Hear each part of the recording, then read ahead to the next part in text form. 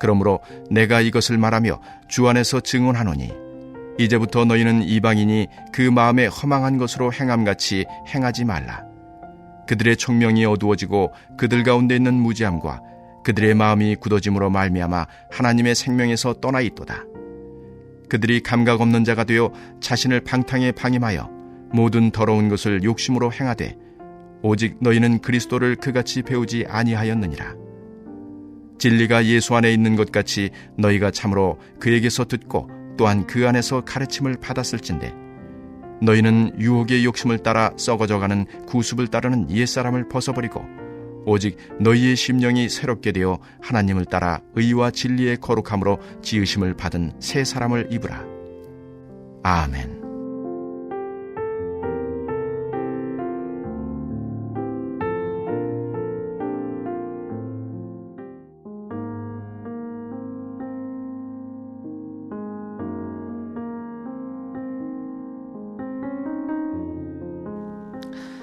에베소서 4장부터는 신앙을 실천하는 말씀이라고 제가 말씀을 드렸습니다.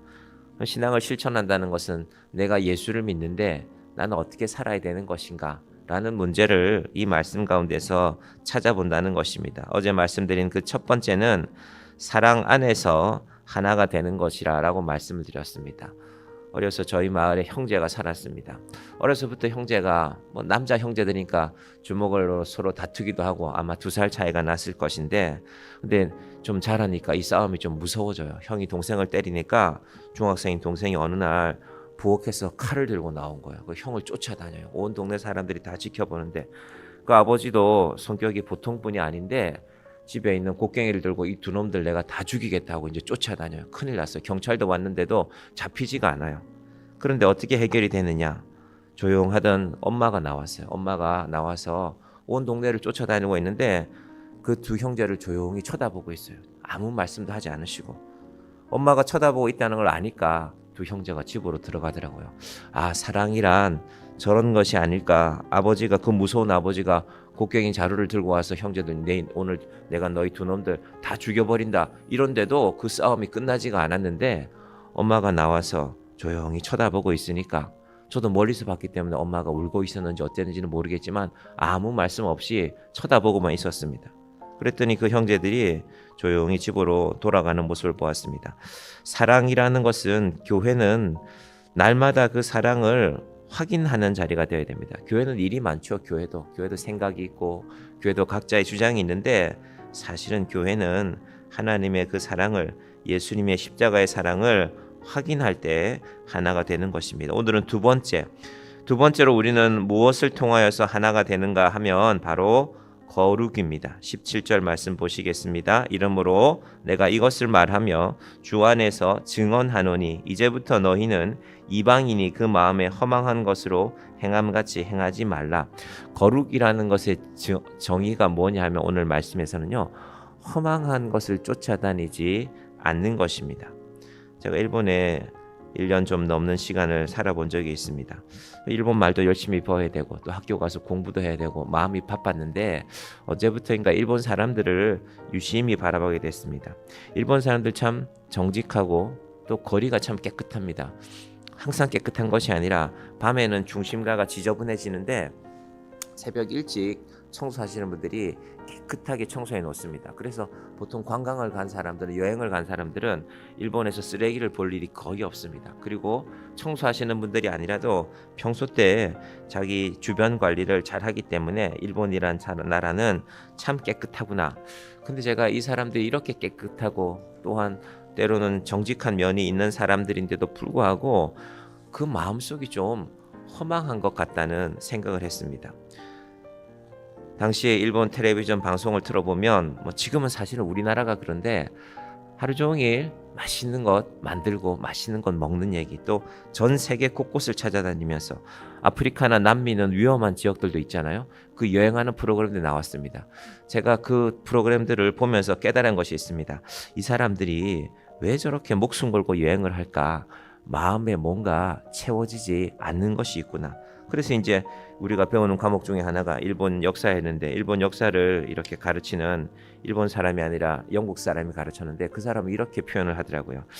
자기도 일본 사람들을 유심히 관찰하고 일본을 대해서 연구하는 사람인데, 일본 사람들은 참 부지런하고 깨끗하고 또 경제력도 대단한 나라이지만 그 마음을 다스릴, 말하자면 영적인 것들을 채우지 못하고 있는 것 같다. 그분은 목사님 아닌데 그런 얘기를 하더라고요. 그 이유 중에 하나를 이 사람은 그렇게 말하더라고요. 1868년도에 일본이 서양의 이 문물들, 메이지 유신이라는 것을 통해서 받아들일 때 기독교를 의도적으로 기독교 사상들을 뺐다는 겁니다. 왜냐하면 그들이 배운 것이 영국이나 독일에서 배운 것인데 그 나라들이 사실은 기독교 국가들인데 왜 뺐을까? 일본은 그들보다 빨리 발전해야 되기 때문에 천황을 중심으로 하나가 돼야 되는데, 기독교 사상에 들어오면 너는 나 외에 다른 신을 섬기지 말라, 십계명의 내용이지 않습니까? 그러면 천황을 중심으로 하나 되는 일본이라는 나라를 만드는데 방해가 되기 때문에 결국 일본의 이런 생각이 뭘 만들었습니까? 전쟁을 만들었죠. 천황 폐하에 충성한다는 일본 사람들의 믿음이 결국은 전쟁 가운데서 목숨도 기꺼이 버리는 그런 나라가 되지 않았습니까? 그래서 그분의 생각은, 자기는 기독교인은 아니지만 그 당시에 서양에서 물물이 들어올 때 기독교의 신앙을 받아들였다면 오늘날의 일본과는 다른 나라가 되었을 것이다. 일본 사람들의 그 마음을 이 역사를 가르치는 사람이 본 것입니다. 자, 하나님에 대해서 무지하고 마음이 굳어가는 것, 이것이 허무한 것인데 18절 봅니다. 그들의 총명이 어두워지고 그들 가운데 있는 무지함과 그들의 마음이 굳어짐으로 말미암아 하나님의 생명에서 떠나 있도다. 사실은 요즘 우리나라의 상황이 제가 볼 때는 20몇 년 전, 30년 전에 일본과 비슷합니다. 한국 텔레비전 틀면 전 세계를 여행하는 이야기가 나오죠. 저런 곳에도 가는구나. 텔레비전에서 나오면 누군가가 또 따라가거든요. 나도 한번 가봐야지. 그렇게 전 세계를 다녀도 마음의 허전함을 채우지 못하는 것이 바로 우리의 영혼입니다. 그것을 사도 바울은 감각 없는 자라고, 19절 봅니다. 그들이 감각 없는 자가 되어 자신을 방탕에 방임하여 모든 더러운 것을 욕심으로 행하되, 이것으로 내 욕심을 채우고 저것으로 내 욕심을 채워보는데 그게 내 마음에 와닿지 않아요. 그럼 사람은 더 강한 자극을 요구하는 것입니다. 그래서 우리나라 요즘 제일 중요한 우리나라의 미래의 일 가운데, 우리가 기도해야 될 일 가운데 하나가 마약이 이 나라에 들어오지 않는 것입니다. 여러 가지 시도들이 있죠. 많은 약의 마약이, 우리나라 사람 전체 사람들이 복용할 만한 마약이 들어오려다가 경찰에 의해서 밀수되는 것이 잡혔다. 이런 기사가 종종 보도되곤 합니다. 왜 사람들이 그러는 것을 찾을까? 감각 없기 때문에. 이걸로는 내 만족이 안 돼. 내가 좋은 곳에 여행해보고 내가 맛있는 거 먹으러 다녀봐도 이것으로는 내 만족이 안 되는 것이 바로 사도 바울이 바라보는 에베소의 상황입니다. 당시에 에베소가 그랬다는 것입니다. 너희가 잘 먹고 신에게 제사 지내고 광란하며 춤추어도 너희의 마음에 만족이 없구나. 뭘로 채우라는 것입니까? 예수로 채우라는 것입니다. 하나님께서 우리가 이 에베소서 말씀을 보는 가운데 이 문제를 우리가 잘 정돈하기를 바랍니다. 내가 예수를 믿는데 어떻게 살아가고 있을까? 내가 예수를 믿는데 지금 나의 삶의 모습이 어떠한가? 우리가 우리 자신을 돌아보는 시간이 바로 이 시간이 되기를 바랍니다. 자, 그리고 그 결론을 사도 바울은 이렇게 짓습니다. 22절, 23절, 24절입니다. 너희는 유혹의 욕심을 따라 썩어져가는 부습을 따르는 옛사람을 벗어버리고 오직 너희의 심령이 새롭게 되어 하나님을 따라 의와 진리의 거룩함으로 지으심을 받은 새 사람을 입으라. 어제 말씀에서는 사랑으로 새로워져야 된다. 사랑이 아니고서는 우리를 하나 되게 만들 수가 없다. 오늘 말씀에서는 거룩함으로 새로워져야 된다.